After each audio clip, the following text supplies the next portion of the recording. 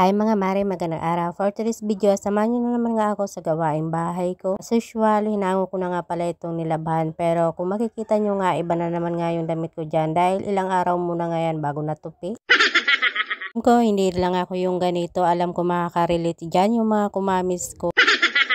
Mga mare, balik na nga ako dito sa aking ginagawa. Bago nga ako dyan nakapagtupi ay naligo na muna nga ako dyan mga mare. Na nga rin talaga kapag nagkakaedad mga mare, kapag talagang pagod na ako tapos nakaligo ay nagkakasakit nga ako. Hirap pa naman kapag nagkakasakit tayong mga nanay. Kaya talagang binago ko nga yung lifestyle ko mga mare. Bago nga yung mga gawain ay naliligo muna nga ako talaga dyan mga mare. Pagkatapos ko naman pala sa pagtutupi ay inarap ko naman nga itong mahugasin sa lababo. Mas maganda nga yung pakiramdam ko mga mare kapag nga nakaligo muna bago yung mga gawain. Nagiging productive nga yung araw ko mga mare at nagiging masigla nga yan kahit ano pang daming gawain. Bali pinagkainan nga namin ito ng tanghalian mga mare kaya ayan, augasan ko na nga rin para malinis na nga rin dito sa aming lababo. Forward nga tayo mga mare, nakatapos na nga pala ako dyan sa paugas. Eto naman kasama ko ay nagwawalis nga sa labas. Dahil wala nga ang ulam mga mare, eto na nga yung lulutuin ko para sa aming hapunan. Simple nga yung ulam namin dito mga mare pero masarap naman kapag ganito nga yung nakapagulay kami. Mahilig nga din talaga yung mga Bicolano sa mga ginataang gulay. Lagay na pala ako dyan ng mga pampalasa. Depende na nga sa inyo mga mare yung mga pampalasang ilalagay nyo. Ako kasi sapat na nga yung pamintang pino, asin, konting bitchin at saka yung alamang. Pero naglagay din ako ng tinapang isda dito mga mare at saka yung siling haba. Masarap naman talaga mga mare kapag ganito nga yung lulutuin mong gulay na ginataan tapos may kauting sipa ng anghang. Konting gata nga lang yung pwede dito mga mare dahil madali naman maluto yung ampalaya. Ganitong gulay mga mare yung niluluto ko ay mas gusto ko nga pala yung half cook lang or malutong-lutong pa nga yung gulay. Tira pa nga ang kanin mga mare, gusto ko nga mainit-init kaya sinangag ko na muna. Ayang naman kasi ang mahal pa naman ang kilo ng bigas ngayon kaya ayan, sasangagin natin yan para makain pa. Dahil nga gulay yung ulam namin at eto nga bunso ko ay hindi ko makain nga ng sinangag mga mare kaya ayan, nagsaing ako ng konti tapos nagsapaw nga ako dito ng itlog. Siyempre para makatipid sa oras at saka sa mantika, yun ang yung ginawa ko mga mare. Dahil may natira pa nga ako dito mga mare na isang piraso nga ng pipino, ayan binalatan ko na at hiniwa ko na nga rin dito sa isang mangkok. Sarap din nga yung may ganito mga mare tapos lalagyan niya ng asin at saka suka. Tapos ko naman sa mga gawain sa loob mga mare ay pinuntahan ko muna nga itong mga alaga naming manok tapos pinakain ko na nga rin sila. Ganito nga mga oras mga mare ay alam na nila kapag hapon na kaya talagang nanghingi na rin sila ng pagkain. Gabihan naman nga mga mare ay syempre ito nga yung bunso ko may kailangan nga sa school at project nila. Sweet potato nga pala yung gamit namin dyan mga mare para nga malagyan nitong ganitong letter. Dahil letter R nga yung nag-uumpisa ng pangalan niya kaya yun ang gusto niyang ilagay dito mga mare. Tapos pag ganito na nga ay kukulayan natin mga mare tapos parang gagawin nating stamp ito. Diba multitasking nga talaga tayong mga mare at ang marami tayong talent. Charis!